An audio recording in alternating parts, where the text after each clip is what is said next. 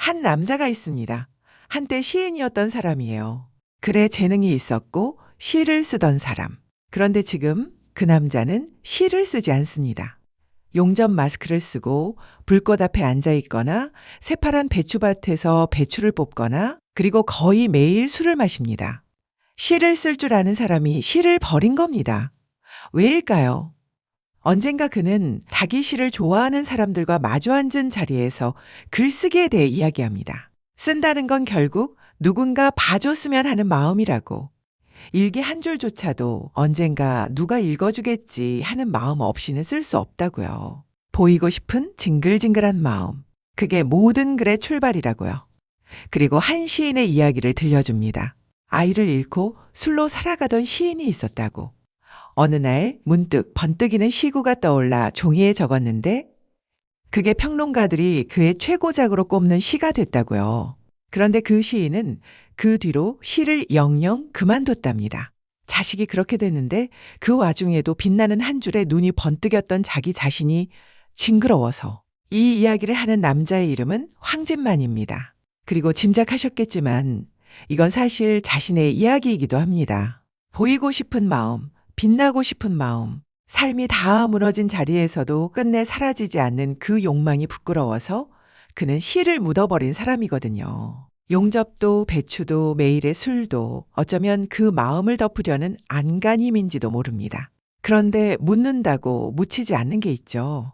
그렇게 시를 버린 사람에게서도 시는 끝내 새어나옵니다. 오늘은 황진만이라는 한 사람이 남긴 4편의 시를 따라가 보려고 합니다. 무가치함의 가장 깊은 바닥에서 그가 어떻게 다시 사람 쪽으로 한 걸음씩 걸어 나오는지 그 길이 이 4편 안에 고스란히 들어 있습니다. 국어 사전을 3번이나 읽었다는 시인이 지금은 왜 한 줄도 쓰지 않는지 그게 궁금하시다면 구독과 좋아요는 영상을 만드는데 큰 힘이 됩니다. 첫 번째 시는 그가 어렸을 때 썼던 것으로 나옵니다. 형이 처음으로 무너지던 밤, 동생이 그 곁에서 형의 옛 시를 읊어주는 장면이 있어요. 동생에게는 그게 가장 좋아하는 형의 시였습니다. 시는 이렇게 시작합니다. 난 0.2mm 알갱이였다. 정자 0.001mm, 난자 0.2mm. 종이 위에 0.2mm짜리 점 하나를 콕 찍어 놓고 그는 말합니다. 그게 나였다고. 난 그 0.2mm짜리 알갱이였다고요. 가만히 들여다보면 이건 굉장히 무서운 축소입니다. 한 사람의 존재를 눈에 보이지도 않는 점 하나로 줄여버린 거니까요. 나는 이만큼 작다. 아니, 이렇게까지 작다. 어쩌면 태어나지 않았어도 됐을 만큼 자기 혐오라는 말로는 부족한 존재의 부피 자체를 지워버리고 싶은 마음이 이 한 줄에 들어있어요. 그런데 시는 거기서 멈추지 않고 묻습니다. 그 0.2mm짜리 점 안에 어떻게 이런 증오가 들어있었지? 어떻게 이런 허무가 들어있었지? 그러곤 0.2mm만한 작은 불개미 한 마리가 지나가는 걸 봅니다.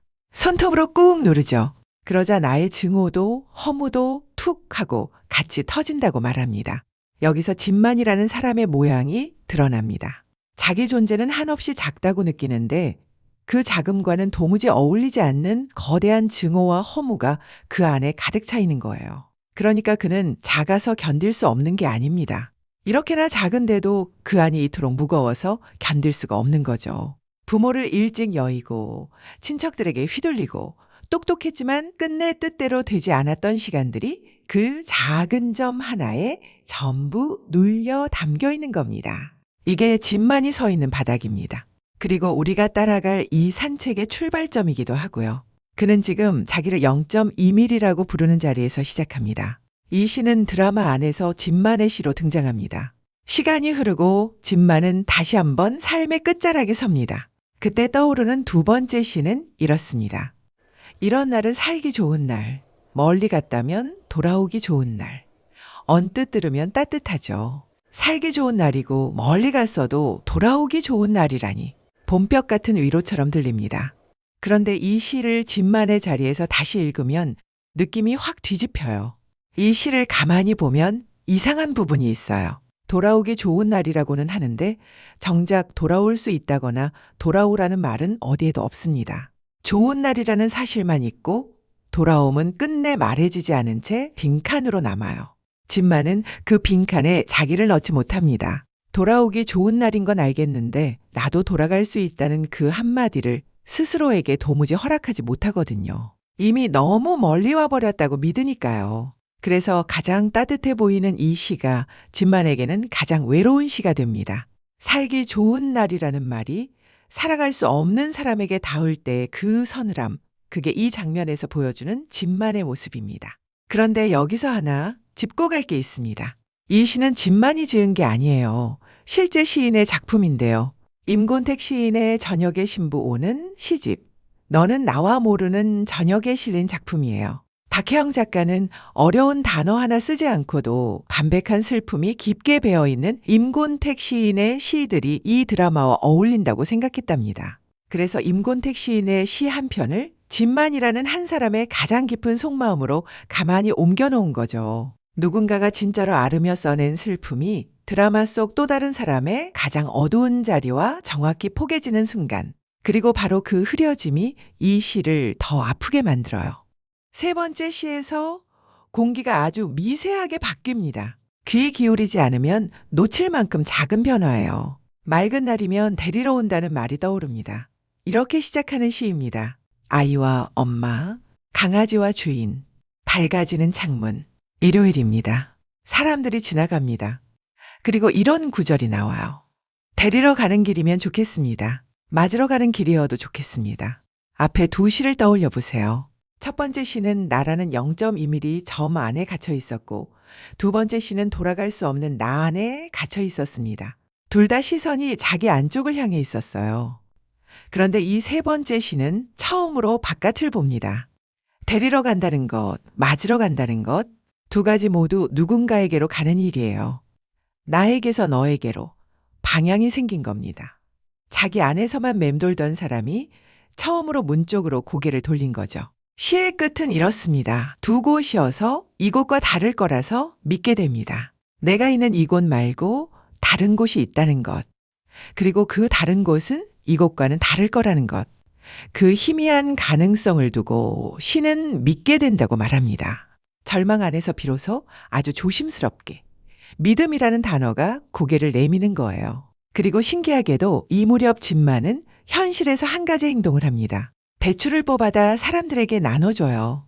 시가 누군가에게로 가는 길을 떠올린 그 무렵, 그는 정말로 누군가에게 무언가를 건네기 시작한 거예요. 거창한 게 아니에요. 그냥 사람 쪽으로 몸을 트는 일. 시 한 편이 가리킨 방향으로 몸이 먼저 한 걸음을 떼는 거죠.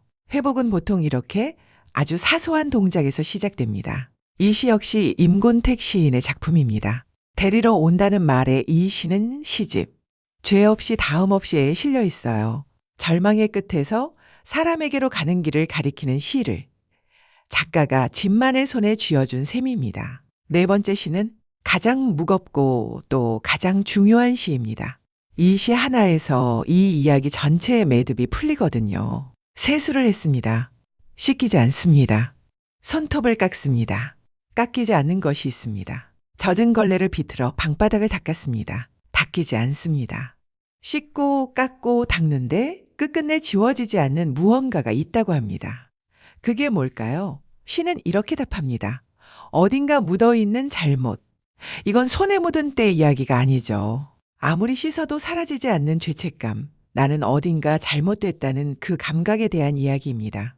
무얼 해도 어떻게 살아도 안 씻기는 자기 자신에 대한 느낌. 시는 결국 술상을 펴고 앉아 술잔을 바라보는 것으로 끝납니다. 씻기지 않으니까, 닦이지 않으니까 다시 술잔을 봅니다. 진만이 매일 술을 마시던 그 자리로 시가 우리를 데려다 놓는 거예요. 그런데 이 시가 정작 진만이 아닌 다른 사람을 올립니다. 장미란이라는 배우예요. 미란은 연기를 못하는 배우입니다. 정확히는 못하는 게 아니라 너무 진짜로 해버리는 사람이죠. 사랑하는 연기를 하면 정말로 그 사람을 사랑하게 돼버리거든요. 함께 작품을 한 남자 배우를 그렇게 진짜로 사랑하게 됐는데 남자는 그건 연기였다며 선을 긋습니다. 그에겐 이미 오랜 연인이 있었고요. 마음을 다 쏟은 미란에게 돌아온 건 스토킹을 한다는 오해뿐이었습니다. 세상은 그렇게 많이 사랑해버린 미란을 한심하게 봅니다. 더 많이 사랑한 쪽이 약한 거라고요. 미라는 그게 착각이라고 받아치지만 정작 자기 안에는 지워지지 않는 감각이 남아요. 미라는 이렇게 말합니다. 작품 하나 끝나고 나면 오물을 뒤집어 쓴 것 같아. 더럽게 빨리고 버려진 기분. 무얼 해도 안 씻기는 나는 어딘가 잘못됐다는 감각이요. 그런데 그걸 단 한 번도 말로 만들어 본 적이 없었습니다. 너무 깊은 곳에 있어서 꺼낼 언어가 없었던 거예요. 닦아도 닦이지 않는 마음. 아무리 지우고 싶어도 지워지지 않는 마음. 그런 게 정말 있다면 미란에게는 그게 평생이었어요. 그런데 이 시가 그 감각을 정확히 낚아올립니다. 자기도 모르게 평생 안고 살았지만 끝내 입 밖으로 꺼내지 못했던 그 마음을 누군가가 이미 시로 써놓은 거예요. 그래서 미라는 진만에게 이렇게 말합니다. 나 대신 진실을 낚아준 사람. 바로 여기서 매듭이 풀립니다. 가장 어두운 시, 씻기지 않는 죄책감의 시가 누군가에게는 내 마음을 알아봐준 시가 되는 순간이요. 내 안에 가장 추한 부분을 누군가 이미 알고 있었고 심지어 그걸 시로 만들어 두었다는 것. 그건 너만 그런 게 아니야 라는 가장 조용한 위로가 됩니다. 알아봄. 이게 이 드라마가 처음부터 끝까지 붙들고 가는 단어예요. 네 편의 시를 다시 한 줄로 이어볼게요. 0.2mm짜리 점으로 쪼그라든 무가치함에서 시작해서 돌아갈 수 없다는 절망을 지나 사람에게로 가는 길을 처음 바라보고 끝내 씻기지 않는 죄책감이 누군가의 마음을 알아봐 주는 데까지. 한 사람이 바닥에서 사람 쪽으로 걸어 나온 발자국이 바로 이 네 편입니다. 이제 처음의 질문으로 돌아가 봅니다. 진만은 왜 시를 버렸을까요? 보이고 싶은 마음, 빛나고 싶은 마음이 부끄러워서였죠. 그 징글징글한 욕망을 묻으려고 용접을 했고 배추를 뽑았고 매일 술을 마셨습니다. 그가 끝내 묻지 못한 그 마음이 봐줬으면 하는 마음이 결국 무엇이 됐는지를요. 누군가를 봐주는 일이 됐습니다. 진만의 시가 미란의 마음을 알아봐 줬으니까요. 보이고 싶었던 사람이 끝내 다른 사람을 보아준 사람이 된 겁니다. 자기 빛에 눈멀어 있던 시인이 아니라 남의 어둠을 알아본 시인으로요. 모두가 자신의 무가치함과 싸우고 있다는 이 드라마의 제목이자 우리에게 전하고 싶은 얘기입니다. 무가치함과 싸우는 건 나 혼자가 아니라는 것. 모두가 그러나 저마다 다른 방식으로 싸우고 있다는 것.